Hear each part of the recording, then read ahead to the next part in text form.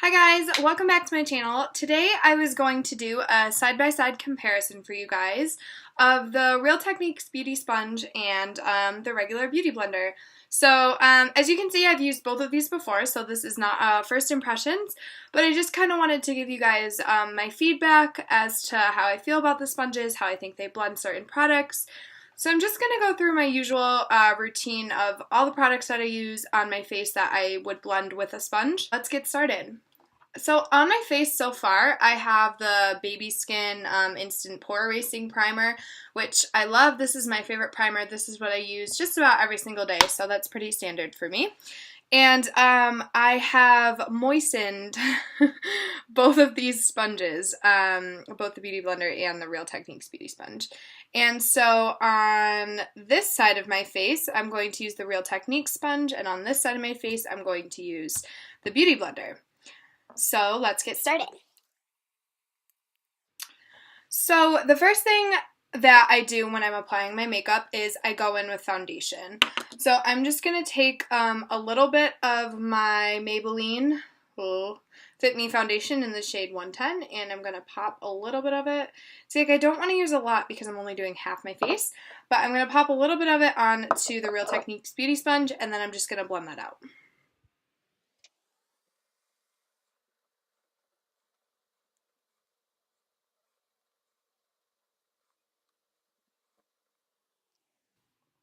So as far as texture goes, this is a pretty soft sponge. It's a lot squishier than the Beauty Blender, and it definitely feels like that on your face.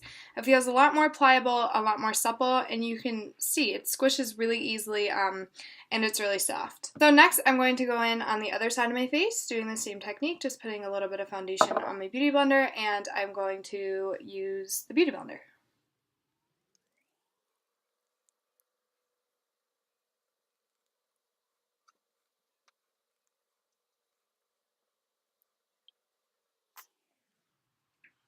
So I think that my first impression overall would be that the Beauty Blender is a lot more full coverage. As you can see on my cheeks, it seems to have covered easier over the top of my acne scars.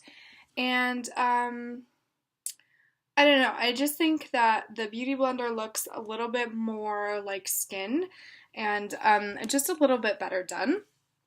But we'll see how the rest of it goes. So next I'm going to go in with my Makeup Forever Ultra HD Concealer, and this is in the shade R20, and I'm going to put this under my eye. And also on some of my blemishes and my chin. And I will go ahead and blend that with the Real Techniques sponge.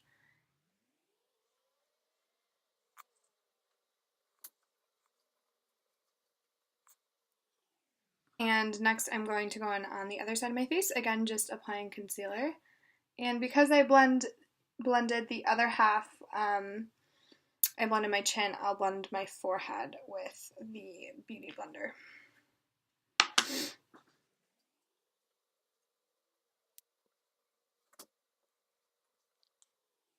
So the next cream product that I go in with is my Sephora Luminizing Drops, and I put this just on the high points of my cheeks, and then I'll go ahead and blend that in with the Real Techniques sponge. I use a really light hand for this because I find if I get too heavy, it can take off the foundation underneath. So I'm just doing like very light fairy touches.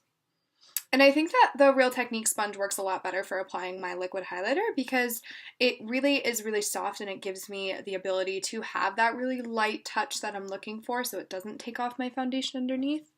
So I tend to actually enjoy this more. But I will go in with the Beauty Blender on the other side. And same thing. And just blend that out. And I will hit the end of my nose and my Cupid's bow with kind of the excess product that is on the Beauty Blender, just for some extra shine. And then the final product that I'll blend with a sponge is my cream contour, and this is the Maybelline Master Contour Stick. And I will go ahead and put this in the hollows of my cheeks.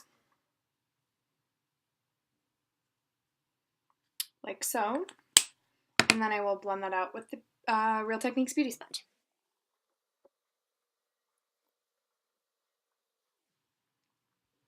So that is nice and blended, and we'll do the other side.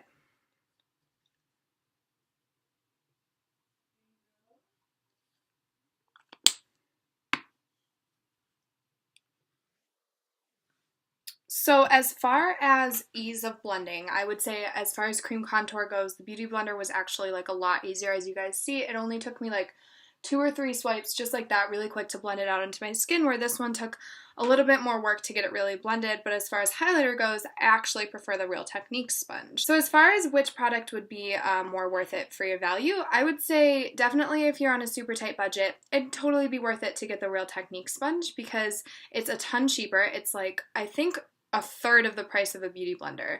So it definitely does its job well for its price point, but there are some things that I like the Beauty Blender more for. For foundation blending, I think it makes my skin look a lot more natural, as well as for contour blending. It's just a lot easier and blends so much better, but I do like this better for highlighter. So I like having both in my beauty arsenal, but I would say if you were really on a budget and you were looking to buy one or the other, the Real Techniques Beauty Sponge is a great choice. Thank you guys for watching, and I'll see you again soon.